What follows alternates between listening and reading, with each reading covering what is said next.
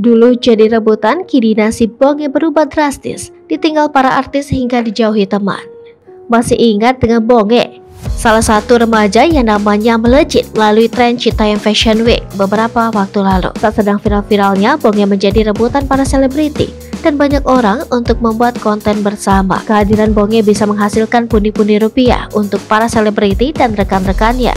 Namun kini, keviralan Bonge mulai meredup dan tak lagi dilirik oleh banyak orang. Kabar Bonge usai karirnya meredup pun begitu memilukan. Ia juga ditinggal oleh teman-temannya.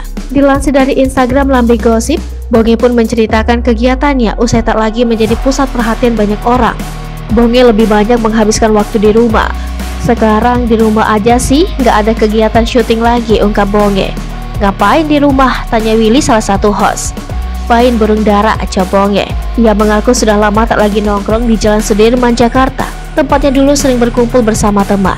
Apalagi sekarang ia banyak dijauhi oleh teman-temannya. Bonge merasa sedih saat keadaannya sedang susah, teman-temannya menjauh. Berbeda saat dulu Bonge masih viral dan berada di lingkungan para artis. Banyak teman-teman yang mendekat. Bonge juga menyinggung saat memiliki banyak uang, ia kerap berbagi dengan teman-temannya.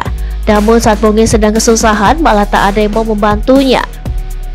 Bonge pun juga tak tahu keberadaan JJ dan mantan pacarnya Kurma. Paling kayak Roy yang masih dekat kalau JJ sama Kurma udah pisah. Tadi juga Roy baru ke rumah Bonge, papar pria berambut gondrong tersebut. Meski kepopulerannya sudah meredup, pria berambut gondrong ini masih mendapatkan tawaran endorse. Meski keadaan sudah berubah, ia tetap berterima kasih karena sempat membuat dirinya dikenal banyak orang. Terima kasih buat yang udah naikin Bonge, semoga kalian bisa lebih naik dari Bonge. Semoga kalian juga sehat selalu, tutup Bonge. Bonge lantas mengungkapkan aktivitas terbarunya setelah tak lagi viral.